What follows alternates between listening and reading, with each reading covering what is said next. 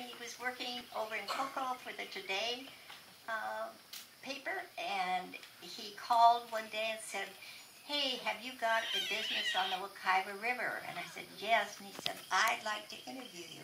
And that must have been about 30 years ago. Yeah. Can I have this? This is my daughter, Leslie, who is helping me today.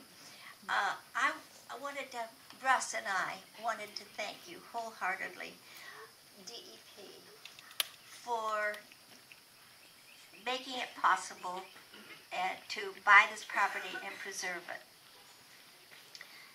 Otherwise, right now, Russ would be down at the waterfront with his beloved motorboats. I would be down at the waterfront putting out my beloved canoes and kayaks, and at the same time registering people for campsites and log cabins. So really, thank you.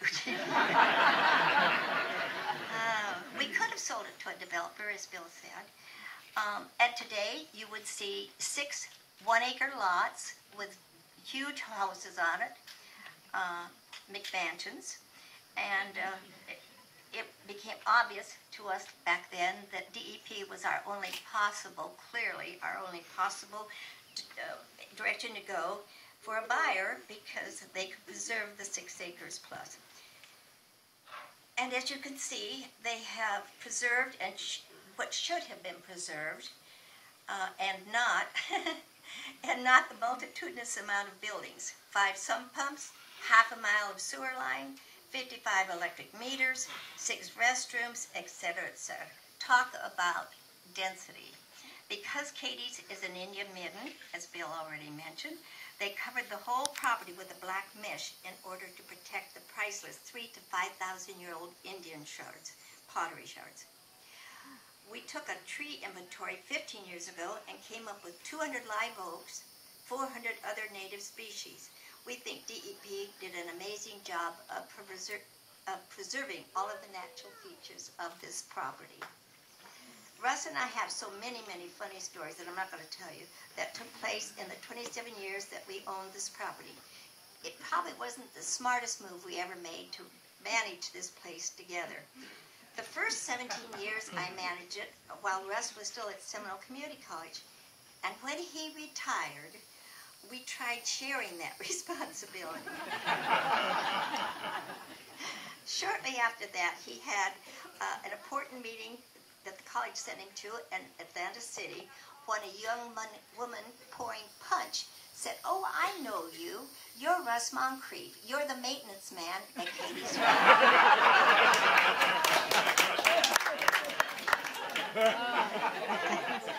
It's true. That sort of tells you who won the management issue. Vicki Barnes was going to write a book. Is she here today? Called As the River Flows, with my input.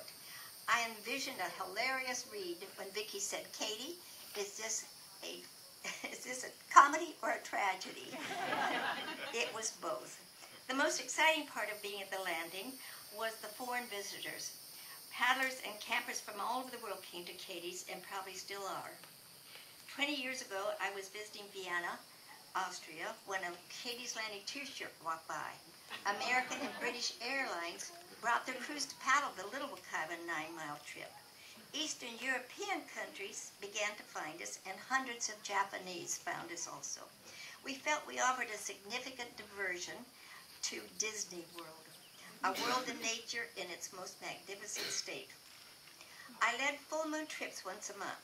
Probably some of you here took them, I don't know. If you did, talk to me later. A huge candle sat in the stern of my canoe so the paddlers could see and follow me. We always had a sweep also, but that didn't stop us from worrying about the liability.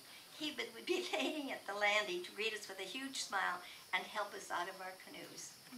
No one was envious of our working habits. 7 days a week, in the spring and summer, 12-hour days. We were open on Christmas Day and every other holiday. We offered 6 different canoe kayak trips covering all of the basin every day. That's what Jay wants to do. He's going to give a special membership to people who cover every inch of this river basin, right? Rock Springs Run, Little Wekiva River, Blackwater Creek, and the Lower Wekiva to high banks on the St. Johns. The canoeing kayaking was enjoyable. Camping and RVs, not so enjoyable. But the camping part kept us afloat monetarily. The canoeing and kayaking and motorboats kept us broke. But since we felt we were honestly offering the public the opportunity to see this magnificent basin intimately, we could not and did not discontinue those trips. Since I was an art student and had taken no business courses, Russ nudged me in the right direction more than once.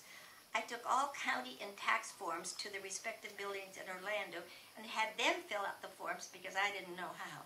It was a good day when we hired an accountant. I now have the equivalent of an MBA.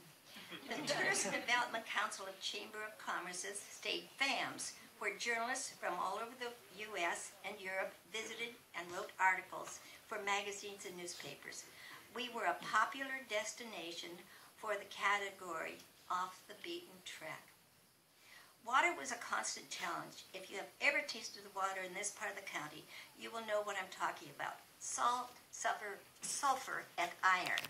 Since we were furnishing water to at least 150 people, Russ attended classes to learn how to understand and manage our water system, but we still sold lots of bottled water from the store.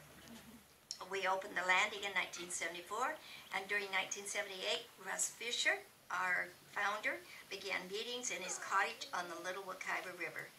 A few of us here were there at those meetings. And most of you know that little group accomplished huge feats, and because I had 100 canoes and the trailers to haul them and the vans to haul the people, I was usually field trip chair. FOW Katie's Landing and Katie's Landing worked together closely until we closed. While the work was being accomplished here, the Landing was closed for over a year, and we all realized how important it was to have this beautiful park to not only fish and picnic, but to launch and take out our canoes and boats. 2 years ago, Russ took me, he said, "Come on, get in the car, I have a surprise for you." We went over to the Wekiva Springs State Park, went into the working shed area of the park, and lying against a building was a sign, newly routed sign, saying Katie's Landing.